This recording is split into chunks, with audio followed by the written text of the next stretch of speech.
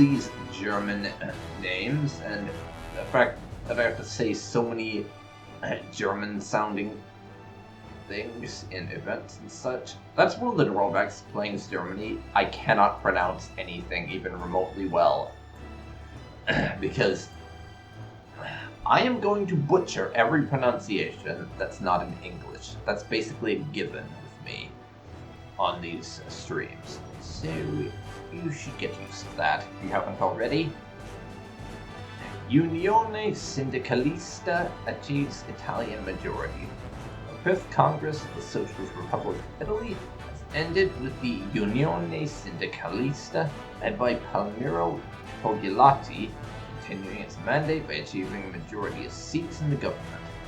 The Unione Sindacalista, I love that name so much. It's just so Italian sounding, which is appropriate considering it's based in Italy, I suppose. Have held control in the Republic since the end of the Weltkrieg.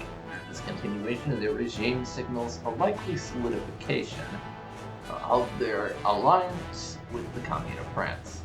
Yep, no surprises there. This is precisely what we expected to happen.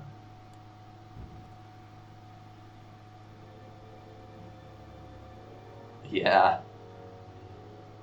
Italian names, on the other hand, I've had quite a lot of practice saying, unlike German ones, since if you have seen any of my videos over on the YouTubes, then you will know that I did an entire playthrough of Assassin's Creed 2, so I have quite a bit of practice saying Italian names, even if my pronunciation, or rather my accent in Italian whenever I attempt that, is quite horrifically terrible.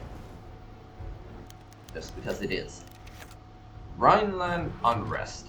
Workers in the Rhineland are protesting against the recent anti-leftist actions of our government, especially the scandalous crackdown on the FAVD, which many Rhenish citizens had viewed as a legitimate institution free of serious syndicalist influence and strong in its support for the working man. Hopefully this will not cause tragedy. Our factory output goes down and we lose political power. The Commune of France gets an event about that, so let's hope this doesn't go badly for us, but who am I kidding? It's going to go badly. This is Kaiserreich, and everything fucking goes badly. That's just the way it is. Because why the fuck wouldn't it?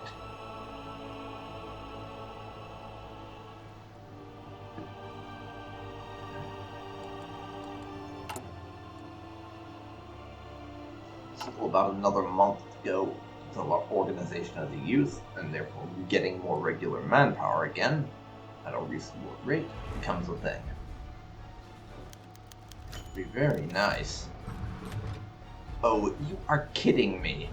Screw you, Bulgaria. Screw you. The Bulgarians have just freaking embargoed us. And word has reached us that the treacherous Bulgarians have, in the wake of the economic crisis, decided to maintain protectionist tariffs and have accordingly saw fit to embargo the members of Little Europa. Well, this is by no means a big loss, as Bulgarian-German relations had already cooled significantly following the Weltkrieg. And this does go to show how self-serving and heinous the Bulgarians can truly be. It's no matter. We'll just embargo them back. And make our embargo much, much worse to teach them a lesson. You know, the reasonable approach, right? We just embargo them worse than they're embargoing us, in order to screw them over even further. We're down to only -5 stability though, which only -5 says something about the dire situation we find her in. It tells in at this stage in the game that -5 is considered not that bad, considering we were at -15 not too long ago. Ethnic conflict on Sri Lanka, which, just to sort of help out those of you who are not that geographically familiar, Sri Lanka is this island down here. just off southern India, basically, is where Sri Lanka is located, just in case you weren't aware of that. Ceylon Island is settled by Sinhalese and Tamils who have battled for supremacy on the island for ages. Black Monday wreaking havoc on our economy and colonial administration, disobedience from the native population is becoming intolerable. Our presence on Ceylon, crucial for its supplies of rubber, is becoming increasingly precarious. Damn those nationalists! And we lose even more political power. That is becoming something of a problem for us. It is indeed. Very much so. Also, Maglik has declared war on Mongolia. That always seemed to happen, and I'm never sure why. You'd think Mongolia would be the one declaring the war, but no, instead they have war declared on them all the time. Which is kind of interesting, admittedly, that Mongolia is not the aggressor there. Even though they don't conduct themselves like they're defending themselves during that war, it's kind of bizarre that they're the defenders during that particular war. Kind of interesting, really. It really, really is. Interesting that Mongolia is on the defensive side, technically speaking. Mechanical computing is donezo.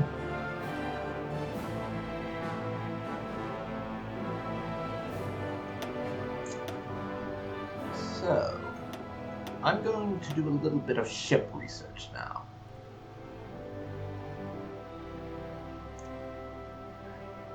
We will do some...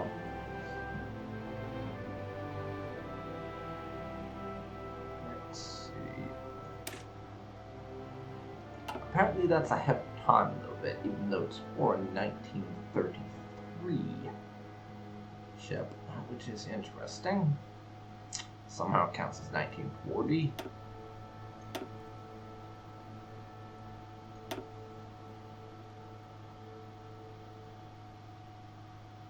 So,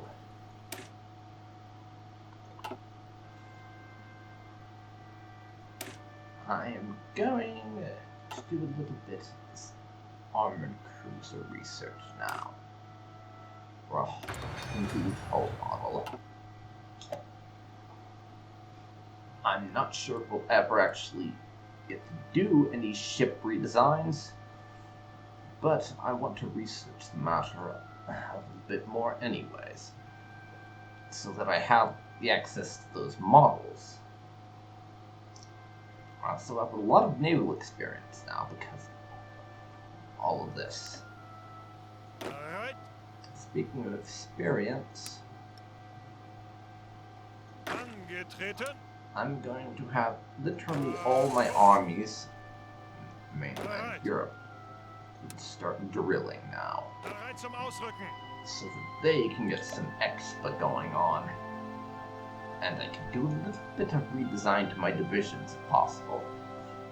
I mean, I don't know if I'll actually end up doing any division redesigns. When it comes to defining divisions and stuff, I'm notoriously forgetful. I just completely forget I can redesign my divisions. And I'll do it like maybe 2 or 3 times in the entire campaign, and then I just forget that it's a thing, which is a little bit unfortunate, I have to admit. Which it really is. But I'm gonna have to just deal with that, I suppose. But if you care to remind me that that's a thing I can do repeatedly during my streams, so I don't just bloody forget, that would be nice. And we're getting bombarded by things. We finished with Organize the Youth.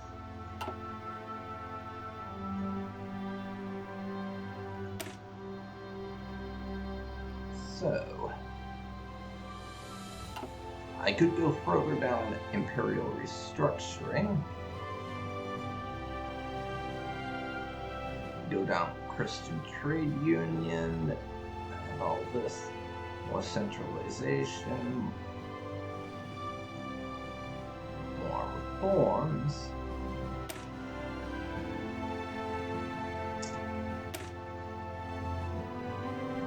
And down here for reform Mittleafrika and such.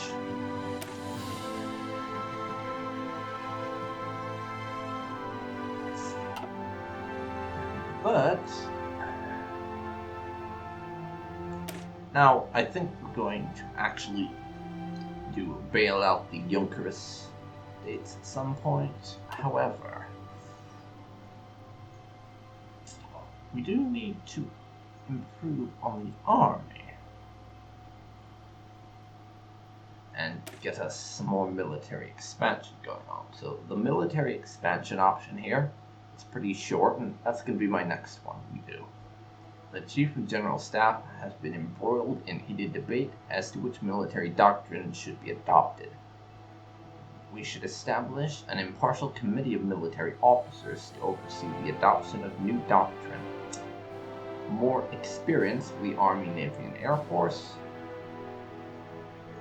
That's what I'm going to go for.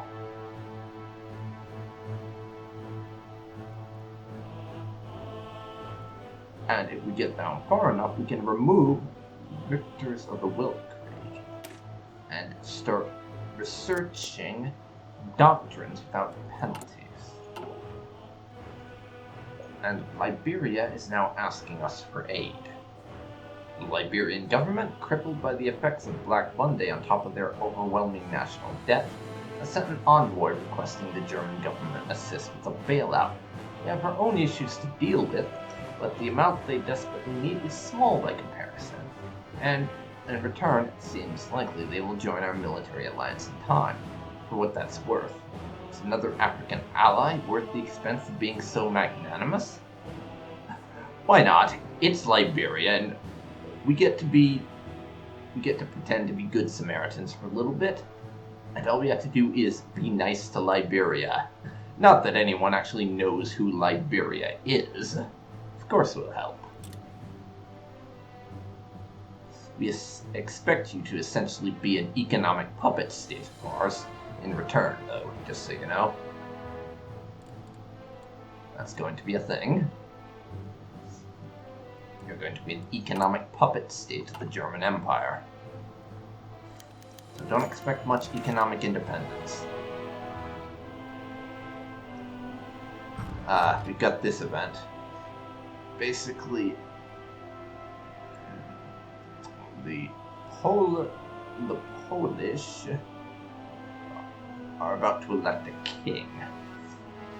The Lithuanians under Mindaugas III had proposed a reborn Polish-Lithuanian Commonwealth to the Polish Regency Council. Thankfully, the council not only rejected the proposal, but banned Mindaugas from the election. Many officials are calling for us to pressure the council to elect Friedrich Christian Wettin as the new king of Poland to ensure the Poles do nothing to upset our interests. What should we do? Well, we've already annoyed the Polish by raising tariffs on them. Let's annoy them further by meddling in their political system. Why the hell not? Right? What could possibly go wrong? We will pressure the Poles to elect Friedrich Christian Wettin. It'll be fine. I'm sure it'll work out just fine. What's the worst that could happen, right? And yeah, it's a good thing they didn't agree to that reborn Polish-Lithuanian Commonwealth thing. But they'd have wanted some of our territories. Most probably, and started some shit with the Austrians. Which would have meant we'd have to intervene militarily, and that would just be a giant headache. Poland elects a new king, and for almost 2 decades the Polish throne has remained empty. Through the end of the Weltkrieg, a Regency Council was convened to elect the new Polish king. However, constant interference and ineptitude has prevented the council from selecting a king for all these years. But now, after many weeks of intense debate inside the chambers of the Polish Regency Council, the decision was finally made to elect a new monarch to the long-vacant Polish throne. The coronation of Friedrich Christian was held in the palace at Warsaw early this morning, and has been followed by parades and celebrations throughout the nation. It remains to be seen whether the new king can navigate the small Polish nation through the coming storms. The regency is finally over, and I see they didn't elect our man to the throne.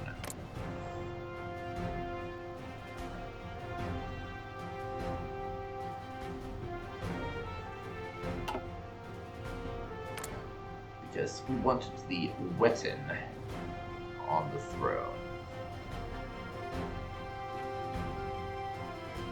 Or is that the guy? Let's see. Oh, it is him. He didn't say anything about that in the event, so I assumed it wasn't. Friedrich Christian Saski, born Friedrich Christian von Wettin, King of Saxony, has ascended to the Polish throne. Friedrich Christian's status is both king of a constituent state of the German Empire, and Poland is alarming to many Poles, who think him subservient to the Kaiser. Subservient or not, Friedrich Christian's coronation does indicate increased German influence in Poland.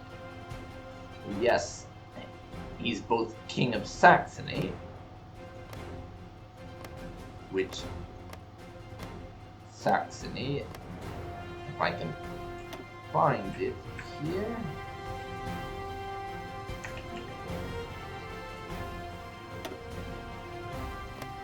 Yes, Saxony is part of the German Empire, a constituent state, so it's King of Saxony and King of Poland. So we definitely have some increased influence over the Polish. And, well, I wouldn't go so far as to call Poland in this situation a German puppet state. What I would say is they're definitely a lot more beholden to German interests than they would be without a German king on their throne, which makes for an interesting political dynamic between Poland and Germany. And it should make it a lot easier to get Poland to sign on as a member of the Reichspakt, which is the military alliance, by the way, in case you've forgotten, because the way they express that is slightly confusing at times, but basically the Reichspakt is the military alliance. The Reichspakt is a military alliance, I'll get to those events in a second, and Mittleafrika is the economic bloc. So the best way that I can describe it, and this doesn't really work all that well, is that the Reichspakt is kind of like NATO, and Mittleafrika is basically the European Union. That's the best analogy I can come up with, but even that doesn't really work. Rhenish Strikers Cave. The slow war of attrition between us and the Strikers has been won by the government. The Strikers, seeing little success in their efforts, have decided to call off the strike. Excellent indeed. We gain some political power and it removes the strike. And Germany's age has declared war on the Indo-Chinese Union. So we've had a communist uprising in our colony down in East Asia.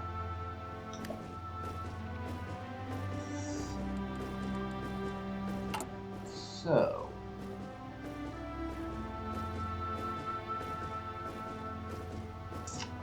no, I can't do that. I was just going to assume control of their navy to prevent the communists from getting it, but that's not a thing we can do.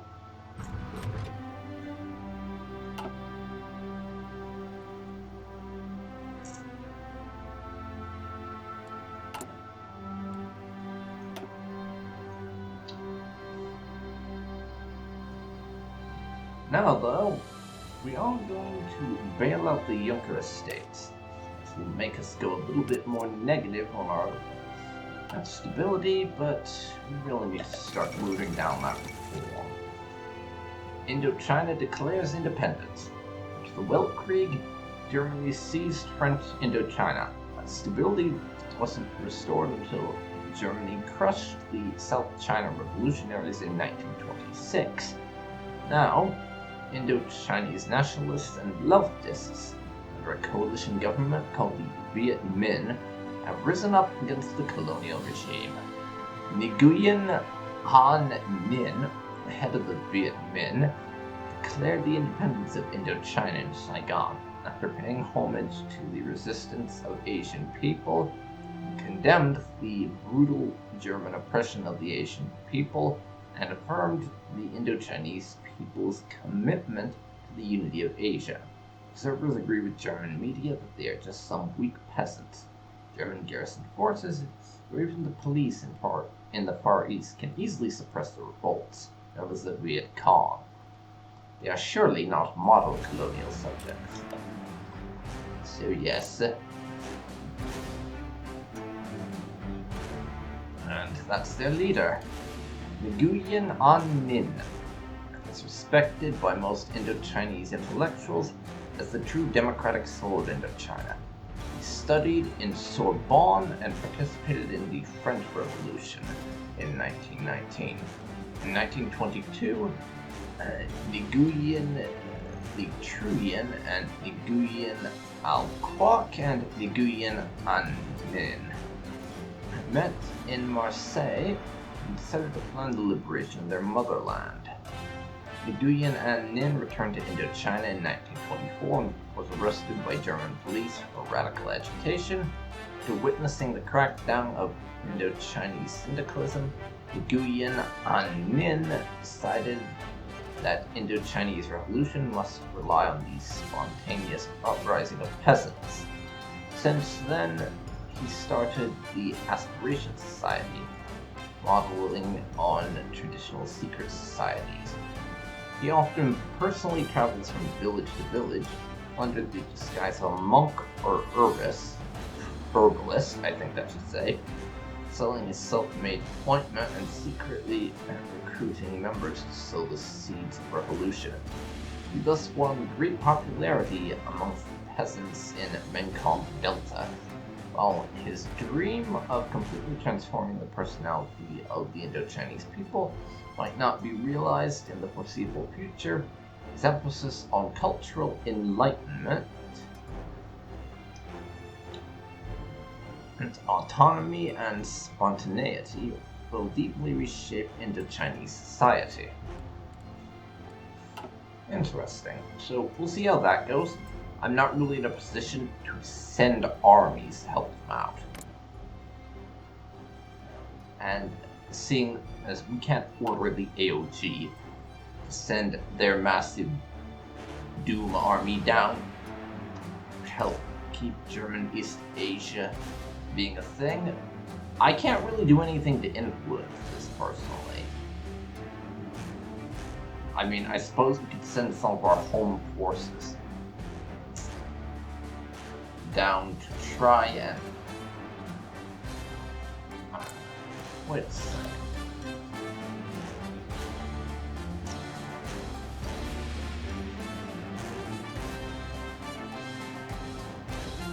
Yeah, and we can't send volunteers or anything. Well, the fact that our puppet is fighting a civil war, we effectively can't involve ourselves in this, which is very annoying. I'd like to be able to help my puppet not get completely annihilated, if possible. That's not a thing we can do, unfortunately.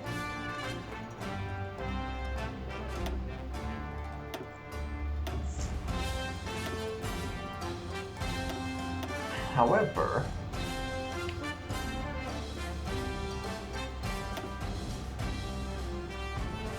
I will start researching air doctrines, and going down the battlefield support route, dive bombing and all that jazz. First, formation flying for better fighter detection, and we'll just sort of go from there. Like I said, unfortunate that there's not really any way we can just directly influence this. I'd like to be able to send our puppet volunteer forces to help them fight off the rebel scum, but we can't, which is very, very unfortunate. Sudantag. After the Franco-German War of 1878 to 1871, the Sudantag was established to celebrate our victory at Sedan, where we captured the last French Emperor, Napoleon III, and the cream of their army. Originally a holiday to honor the Prussian military, the Sudantag transformed into a celebration of the Reich's foundation, and after the Weltkrieg, the humbling of its foes. In every town and village, from Aachen to Memel, every street is decorated in black, white, and red. Every bell proudly proclaims this day of celebration. Nobles, soldiers, and innumerable veterans parade proudly through the streets, cheered by the happy masses. Indeed, this is a good day, a day that reminds us of the peace and prosperity we have enjoyed since the forging of the Reich. Heil dem Kaiserreich! Plus 10 political power. And yeah, that event is basically, there's a variation of it for the different nations, but every nation gets one. And you get some free political power once a year. For the Commune of France, it's Bastille Day. For the Union of Britain, it's Guy Fawkes Day. For Russia, I don't know what it is as the Russian Empire or Russian Republic, but as Communist Russia, it's remembering the death of Vladimir Lenin. For the United States, of course, it's the 4th of July. And those are the only ones that I really know as far as what that event is. But it's the same thing, really, just different flavor text. So that's what that does.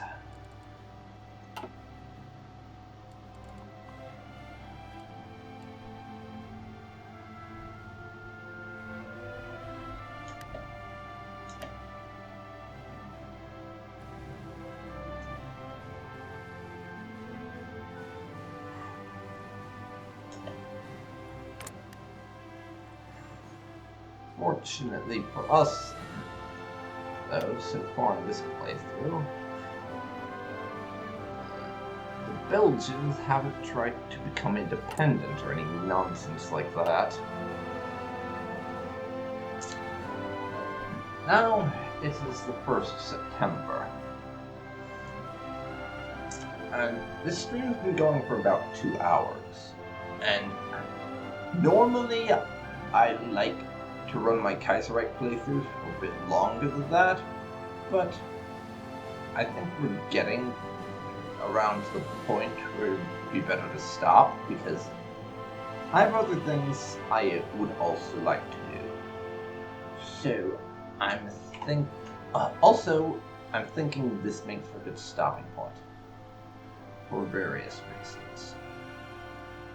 Including just the fact that regardless of the fact that not a whole lot has been accomplished territorially, in terms of like the political and diplomatic setup and everything, we've actually gotten quite a bit done, even though it hasn't even been a year yet.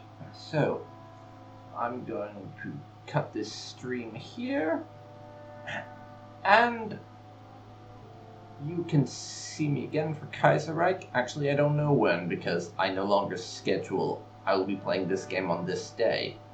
I just have days I'll be streaming, when it could be any number of the things on my list, which you can find down in the doobly-doo. And I totally blame Matthew Colville for me adopting the useless phrase doobly-doo, by the way, so that's totally your fault, even though I actually find it hilarious. But my next stream will be on Saturday at 1 PM Eastern Standard Time. And it might be Kaiserreich. It might. But in addition to that, it might also be Battlefleet Gothic Armada, which I've been meaning to start a stream of for a while now, and it might also be Wolfenstein The New Order, because I just started playing that as a stream not too long ago, and I would like to continue doing so. Because reasons. Mainly just because I love that game so far, and I really enjoyed having a little bit of mindless FPS fun, so other than that, it could be Dark Souls Remastered. But anyways, that's enough of my random ramblings. I will see you guys next time. Oh, and if you want a good place to talk to me about whatever, your feedback and stuff, I run a Discord community, which is pretty goddamn tiny at this moment. I would like it to be bigger. You can find a link down below. And also, I have a YouTube channel where I will upload these VODs. Well, actually, I have two YouTube channels.